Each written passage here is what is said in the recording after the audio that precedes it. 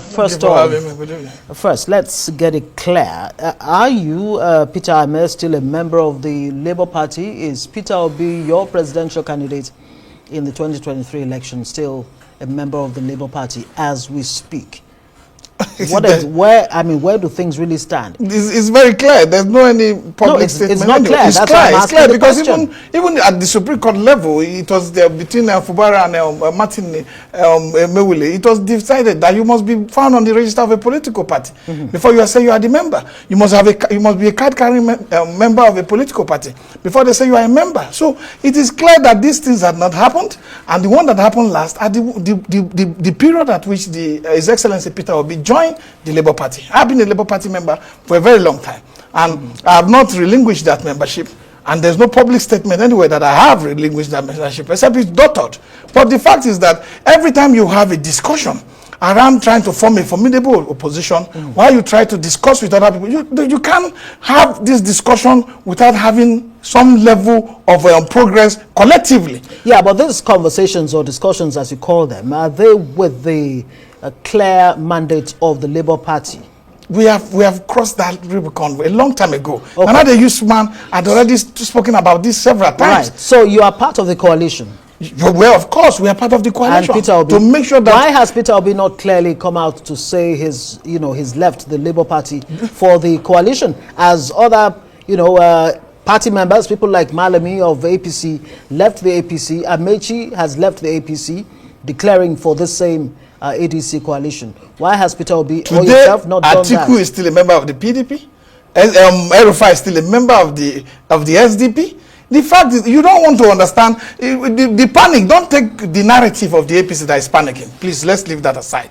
They are trying to create a narrative that doesn't exist. What exists today? The correct narrative? What exists today is that principal leaders from different political platforms have decided to form a formidable political structure that will be able to, defeat the APC come 2027. And it was clearly stated in the understanding that they had that this coalition that we are selecting ADC for is for 2027 election, because they are members of other political parties that have by-elections, that have elections up to Anambra in November this year. So these are issues that were clearly outlined in the meeting of the coalition leaders. I was agreed upon. It's not something anybody is doing that is cutting hand. Belongs to your party. This is not the first time the alliances and coalitions is being formed in this Absolutely, country. but it's looking like deja vu. To Nigerians. In 2013, 2014, Nigerians were exactly where we are now, where there's this talk about coalition. The coalition happened, and experts and people who really understand what is going on are saying this coalition seems to be more concerned about, taking over power and not necessarily getting governance right. They're just interested in getting Tinubu out and not even thinking about who exactly do we want to take over from Tinubu. No, you can't say that. It's not true. If you look at the messages coming from Peter Obi, right from the time he came out to try to contest the election, his messages are very clear. That Nigeria is in the decline state. Nigeria isn't working because we are not a productive nation. And this is a clear message that this is the situation we have been facing, that you have this level of arable land, you have this young, energetic youth population, and yet you can't put them to use. So there's a clear message coming from Peter Obi. Every time he talks about the current economic crisis that we have and the lack of leadership to be able to give proper direction, and that is what he brings to the table. He has said it about private and public life, that he has done things that are actually stated clearly what the direction of a government should be like. Right. So you can't use one stroke of to brush everybody with one brush. The fact remains that when you have a democratic system, that people must judge or people must align, people must discuss. The only thing I have discovered is that is the panic state of the APC government. That if you look at their rush conclusion to press statements, rush conclusion to try to want to be dismissive of the coalition because they were beaten to their game in an attempt to try to undermine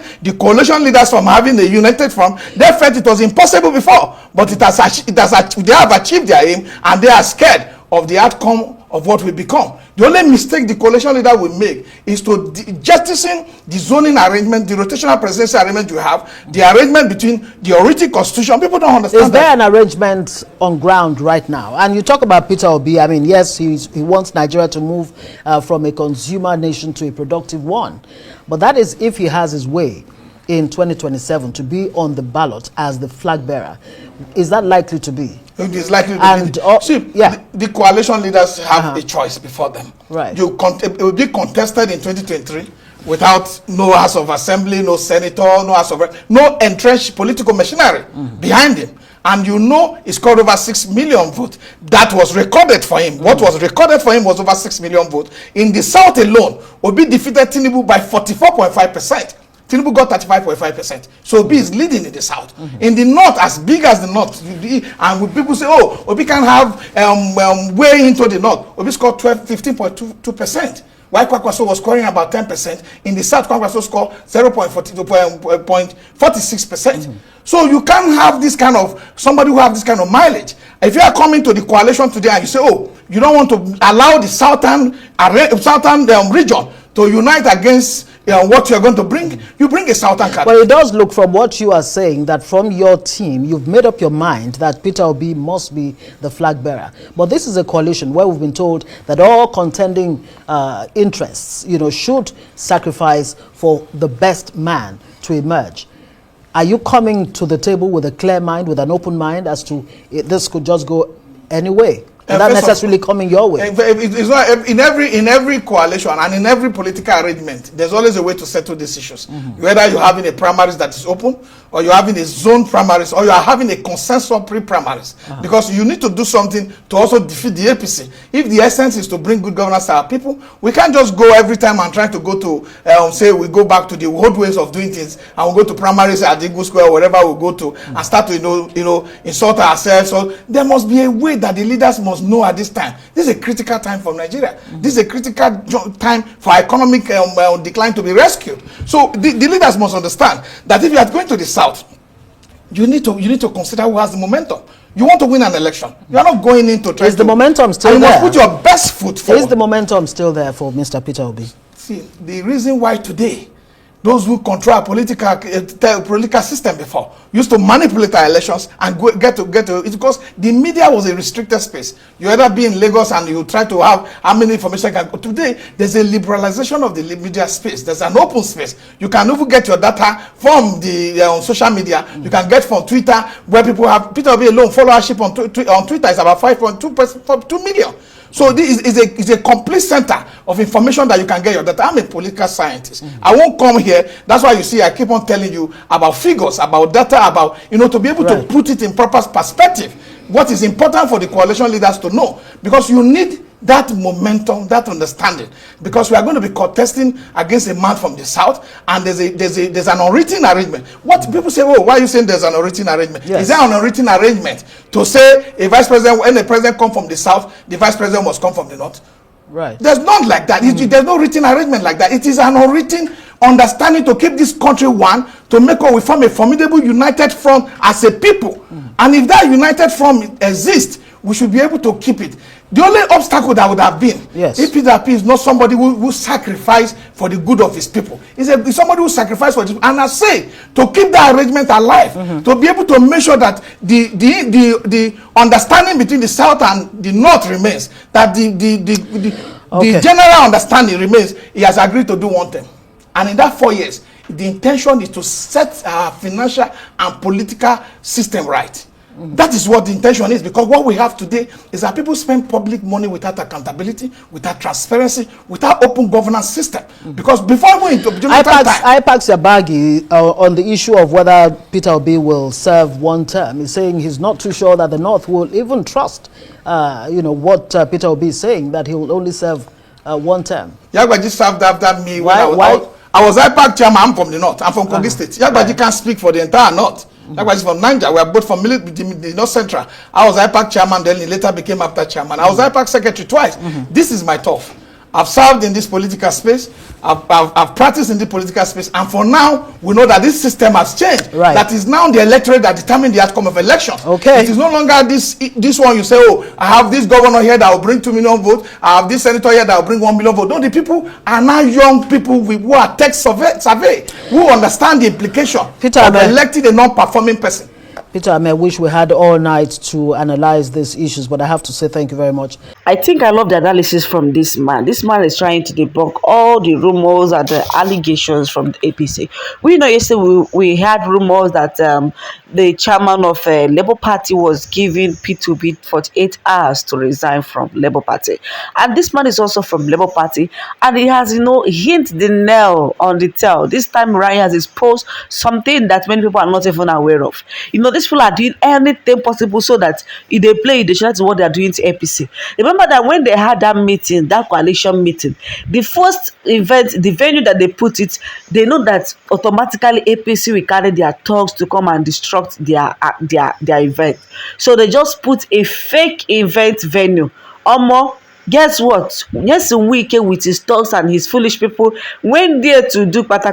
Unfortunately for them, that was not the main location for that particular event. I love the way these people are doing their stuff secretly. You understand? They are not APC think that they are well, they're not even aware of this, what these people are doing. It shows that there is a tangible change in this coalition. Yes, we know that now recently Amechi tried to bring a confusion, saying that they shall allow him to go for one term, this and that. Once he finish, he will now give power to the North. I have a question. Why is everybody interested in giving power to the North? It's a question that we all have to answer. Are you guys afraid of the North? Is it not the only Nigerians we have in Nigeria? Are they the only people in Nigeria? Are they the ones who determine who to rule Nigeria? It's a question, though. I don't understand people be coming out to tell that they shall allow him to rule one term. After one term, that he will give power back to the North. Why is power going back to the North? How many times have the North ruled us? It's a question, though. The last time I checked, North has not even allowed normal all this rotational presidency. Why are the North kicking against rotational presidency? Why? Why do they want to continue to be in power? Why do they want to control the affairs of leadership in the country? Why do they think that they are capable enough to hold the mantle of leadership in Nigeria? The last time I checked, Nigeria is a normal land. Yes, it's like a normal land. That's Nigeria for you. Because we have diversity in culture, language, tradition, religion, and in other things. Even in belief. We hardly believe in common goals. That is the type of Nigeria we find ourselves into.